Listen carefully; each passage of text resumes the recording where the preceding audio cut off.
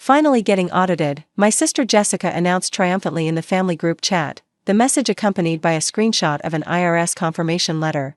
Reported your fake charity months ago. Maybe now everyone will see what a scam you've been running. My father replied with applause emojis, and my mother added a prayer hands icon, as if reporting your own sister for fraud was some kind of spiritual victory. But why did I simply mute the chat instead of defending myself, and why did the IRS agent who arrived at my office 3 weeks later stop mid-introduction, his credentials frozen in his outstretched hand? He was staring at my wall of photographs, the faces of every veteran our organization had helped over the past 8 years. Ma'am, his voice cracked. I'm in that picture. Second row, third from the left. November 2019. I looked closer. Younger, thinner, eyes hollow with the particular exhaustion of someone who'd lost everything. But unmistakably him. David Reyes? You remember my name? His professional composure shattered entirely. You gave me a home when I had nothing. Your organization is why I'm standing here today, why I'm employed, why I'm alive. He looked at his credentials, then back at the wall. Who reported you for fraud? Because I need to understand how this investigation got assigned to me. Second Chances Veterans Housing had been my life's work for 8 years. I started it after watching a homeless veteran die on a Seattle street corner, a man who served 2 tours in Afghanistan, earned a Bronze Star and ended up sleeping under a bridge because the systems designed to help him had failed completely. His name was Marcus Washington. He was 43 years old. He'd been homeless for 2 years. I'd been a corporate attorney making $280,000 annually, and I'd walked past him every day on my way to work. I'd given him money sometimes, food occasionally, attention never. Then he died, alone, in the rain, and something inside me broke. I quit my job 3 months later. Used my savings to rent a small apartment building. Began housing veterans who'd fallen through the cracks. 8 years later, Second Chances had housed over 1,400 veterans. We'd grown from 1 building to 12 properties. We'd helped veterans access VA benefits, employment services, mental health support, and the basic dignity of having a door to lock behind them. My family had called it a phase at first. Then a waste. Then, apparently, fraud. Jessica had always been the family achiever. Medical school, prestigious residency, successful practice, wealthy husband, beautiful children. She'd followed the path our parents had designed, and she'd succeeded beyond their expectations. I'd followed a different path. Law school had pleased them, but my subsequent choices had not. The corporate career they'd approved of. The nonprofit work they'd tolerated. The decision to pour my own money into housing homeless veterans they'd considered embarrassing. You could be making millions, my father had said during one of our last conversations. Instead, you're living in a rental apartment running a charity. I'm housing veterans who serve this country. You're wasting your potential helping people who couldn't help themselves. They helped defend our freedom. The least we can do is give them a roof. That's the government's job, not yours. The conversation had ended there, but the family resentment had grown. Every media mention of Second Chances was met with silence or subtle criticism. Every award was ignored. Every success was reframed as evidence of my stubbornness or martyr complex. Jessica's fraud report was the culmination of years of disapproval. David Reyes sat in my office, his investigation folder closed on his lap. I need to recuse myself from this case. The conflict of interest is obvious. Before you do, can you tell me what the complaint alleged? He hesitated. I shouldn't. I'm not asking you to share confidential information. I'm asking what my sister accused me of. I'd like to know what I'm defending against.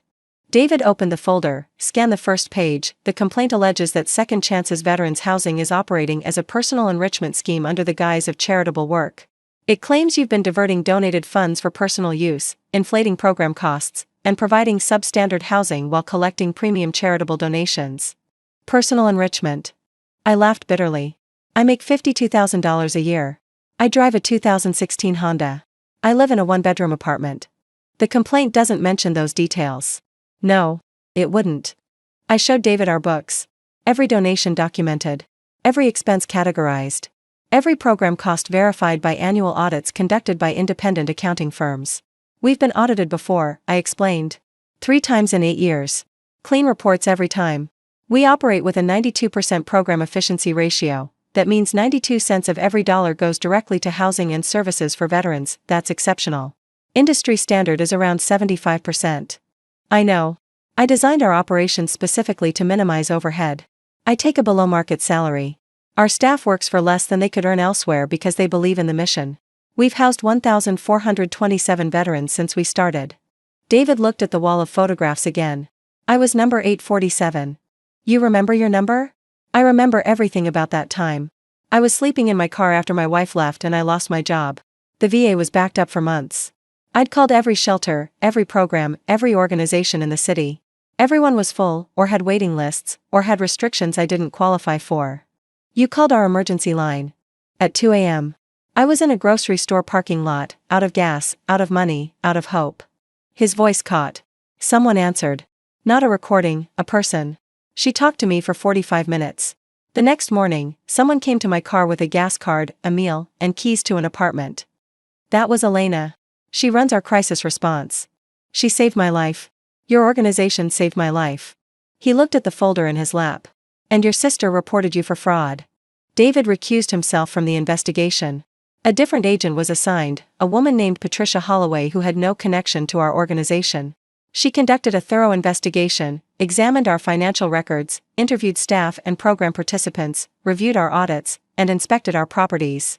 The investigation lasted 6 weeks.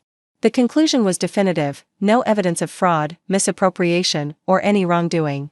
This is one of the cleanest nonprofit operations I've reviewed, Agent Holloway told me during our final meeting. Your financial controls are excellent. Your program outcomes are exceptional.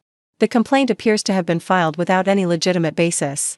What happens to the person who filed a false report? That depends on whether the false report was filed knowingly and with malicious intent. Filing a false report with the IRS is a federal offense. Jessica's text arrived before I could contact her. So you passed. Probably cooked the books before they arrived. Doesn't change what we know about you. I stared at the message for a long time. My sister had reported me to the IRS, an action that could have destroyed the organization, ended my career, and harmed the 1,400 veterans who'd found homes through our work. She'd done it without evidence, without conversation, without any attempt to understand what I actually did. And she still believed she was right. The family confrontation happened at my mother's birthday dinner. I hadn't intended to come, but my mother had begged, just this once, for me, and I'd relented. Jessica was there with her husband and children. My father was holding court at the head of the table. Everything was normal until dessert. I heard your little charity passed its audit, Jessica said sweetly. Must have hired good accountants. The audit found no wrongdoing because there was no wrongdoing. We both know the truth. What truth, Jessica? That I've housed over 1,400 veterans? That we have a 92% program efficiency ratio? That I make $52,000 a year running an organization that's won national recognition? I set down my fork. What exactly is the truth you think you know? That you're using this charity thing to feel superior. That you've always needed to be the martyr. That you abandoned a successful career to play savior. I abandoned a career that paid well and meant nothing to do work that pays modestly and saves lives, saves lives. She laughed. You give homeless people apartments. That's not saving lives, that's enabling dependency. David Reyes. Who? The IRS agent who came to investigate your fraudulent report. He was one of our program participants. We housed him when he was sleeping in his car. Now he's a federal agent with a career and a family. That's what dependency looks like, apparently. The table had gone quiet. The agent was someone you helped? My mother looked uncomfortable. That seems convenient. It wasn't convenient. It was coincidental. We've housed 1,427 veterans. Some of them have gone on to remarkable careers. David happened to be assigned to investigate the complaint Jessica filed.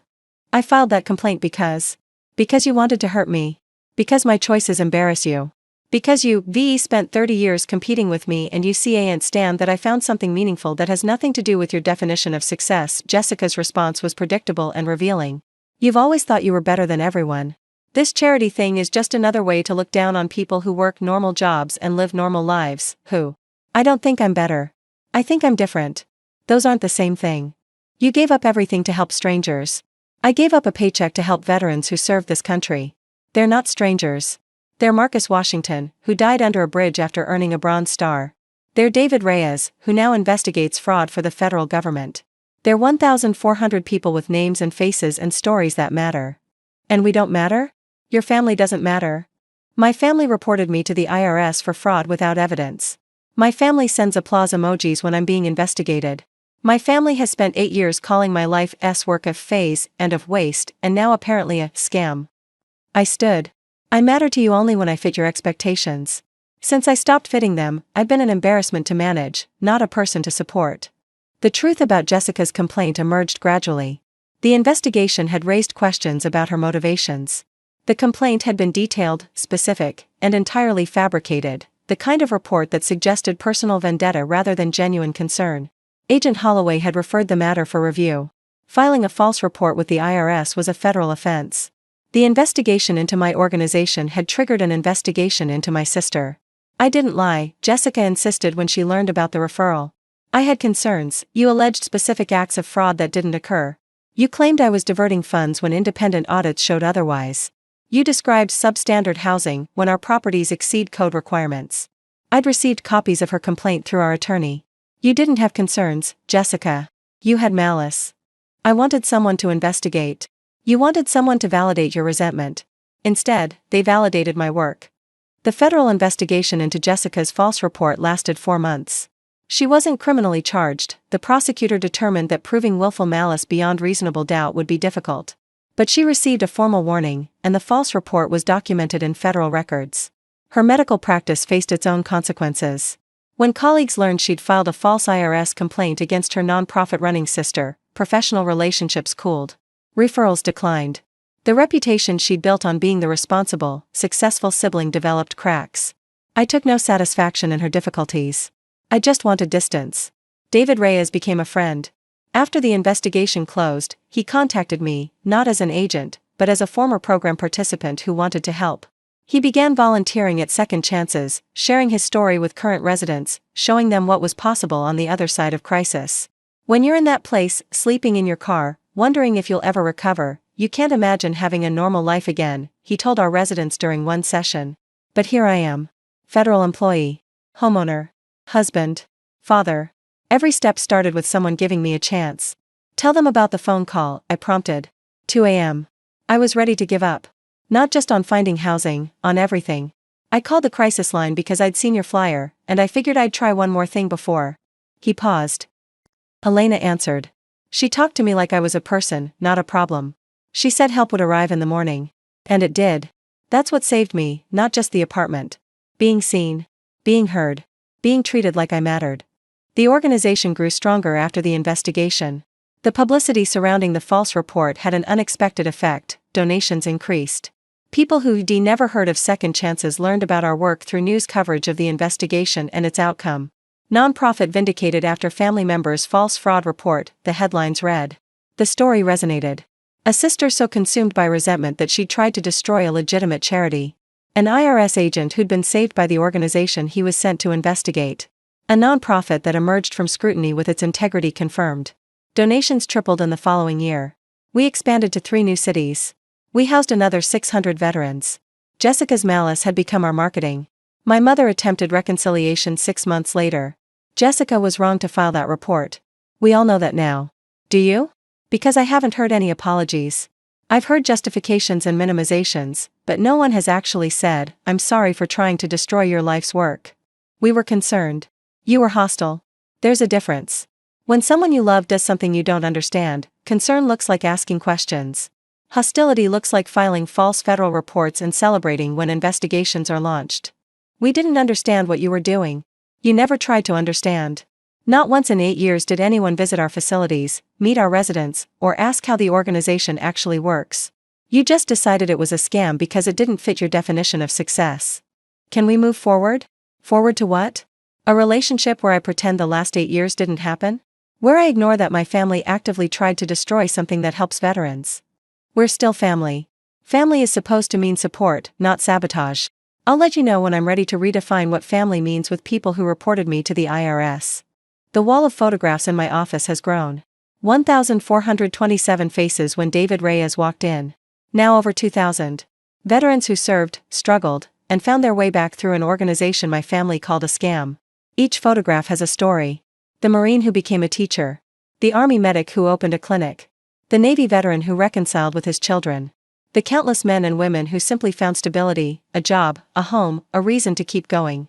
David's photograph is still there, second row, third from left. Beside it now is a second photograph, David and his IRS credentials, shaking my hand at a fundraising gala, living proof that the investment we make in people pays dividends none of us can predict. Jessica and I haven't spoken in 2 years. I hear about her occasionally through my mother, who serves as an uncomfortable bridge between the life I've built and the family I've lost. Her practice recovered. Her reputation stabilized. She's still successful by every metric that matters to her. But she's never apologized. Never acknowledged that her complaint was baseless, her motivations were petty, her actions were harmful. She's moved on as if nothing happened, protected by the family system that always favored her version of success over mine. I've moved on too, not by forgetting, but by building. Every veteran we house is an answer to her accusation. Every life we change is evidence that she was wrong. Marcus Washington's photograph hangs above my desk. I found it years after I started Second Chances, a copy from his VA file, provided by a chaplain who remembered him. He's in uniform, young, before the deployments that broke something inside him. You started this, I tell him sometimes. Your death created something that saved thousands of lives. I wish you could see it. He can't see it, of course. He died under a bridge because people who could have helped walked past, including me. But David Reyes sees it. And the 2,000 other veterans whose faces fill my wall. And the volunteers who give their time, and the donors who give their money, and the staff who give their careers to work that matters. She reported me for fraud. She celebrated when the investigation launched. She told the family chat my charity was a scam, and they applauded her righteousness. Then the IRS agent walked in and saw his own face on my wall, second row, third from the left. A veteran I'd housed when he had nothing. A man who built his life on the foundation we provided. Her fraud report became her indictment. Her malice became my marketing. And her certainty that I was running a scam was answered by 2,000 photographs of veterans who know exactly what Second Chances really is. She wanted to destroy something. Instead, she proved its worth.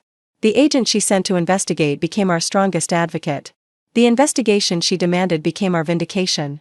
And the sister she tried to ruin continues building something she'll never understand.